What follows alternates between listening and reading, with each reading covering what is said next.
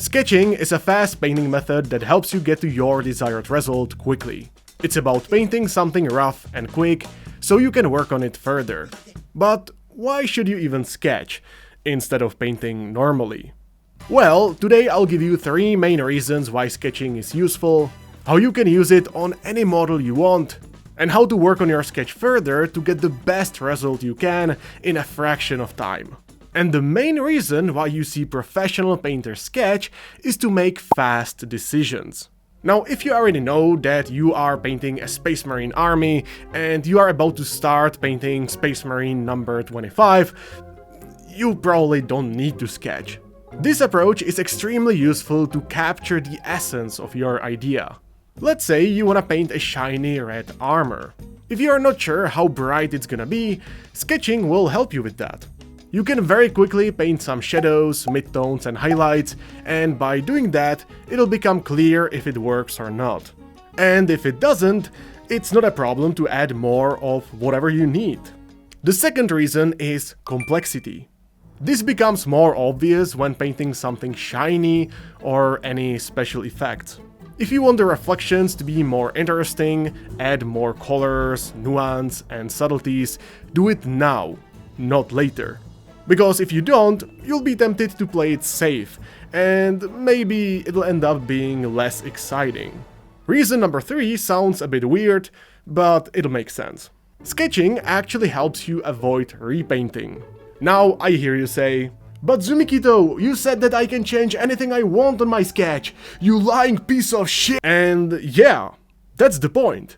This part of the painting process should be quick enough that you can entirely change your decisions. So if you're not sure about the color scheme or the reflection placement or anything really, it's better to change it now rather than repainting 30 hours into your project. And by the way, I should mention that I covered this topic in my newsletter. Over 9,000 people have already subscribed and they receive extra tips and tricks that don't always make it into a video. So if you wanna push your painting to the next level, check the link in the description. Okay, in a second I'll tell you what to do once you have your sketch. But before that, here are some general guidelines for sketching. 1. Start with big parts and then work on smaller parts.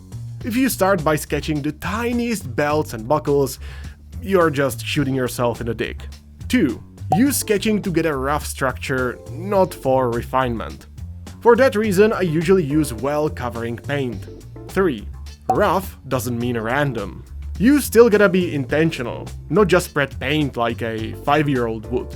And 4. Not everything has to be sketched. If something is super simple or you have a pretty good idea how to do it, then just paint it without sketching. And so, once you do have your sketch, what happens then? Well, at that point you've made all the decisions, so it's a matter of rendering. What I like to do is prepare the same paints I've used for my sketch, make a color string on my wet palette, and use that. Then it's about connecting everything. So if I need more midtones to make it softer, I do exactly that. If I need more highlights, I can add that on top as well. And although this part is more about refining your sketch, it's not a problem to change anything you want. Oh yeah, that's another thing. Sketching is not exactly a thing you do just once and you're done. It's way more fluid. Whenever you feel like you need to sketch on top, you can just go ahead and do that. In general, painting is like a dance. You make 2 steps forward and 1 step back. Rinse and repeat. So if you do some back and forth between sketching and rendering, that's completely fine. Another way to refine your sketch is using thin paint. It's just a matter of glazing or filtering on top to make it softer. Typically, you can just thin down your paint in 1:1 ratio with water, as always wick off the excess, and drag the paint drop on the surface. For example, here I use the color of that reflection and drag it over the darker color to make a softer transition.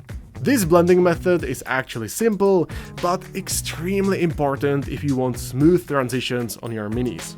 So if you wanna level up your painting, watch this video next where I cover this method in full detail. And see you there!